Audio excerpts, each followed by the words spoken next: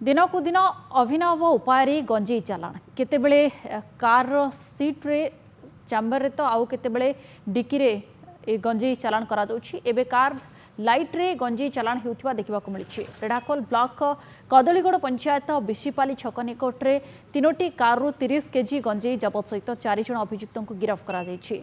जिला अबकारी विभाग मेराइल टीम मिलित भाव में यह चढ़ाऊ करथिले।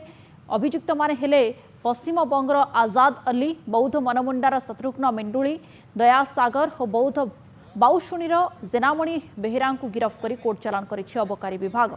जांच समय रे कार लाइट गुड़िकरे अभिनव उपाय रे गंजेई गुड़ाई रखा जाइतिबा देखिबाकू मिलितिला। जबत होइतिला गंजेईर जो गंजेईर मूल्य कि कहा जाउछि 3 लाख टंका हेबो। 4टी मोबाइल एवं 40,700 टंका मध्य जबत करा जाइछि। बिशीपाली छक एरिया रे पेट्रोलिंग करथुलु।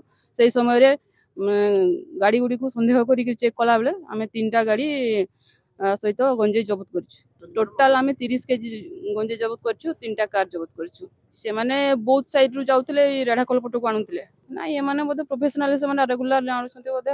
इन्वेस्टिगेशन चली से किछि कंफर्म जना पड़े। हां लाइट लुचैतिले, गाड़ी डिक्की रे लुचैतिले।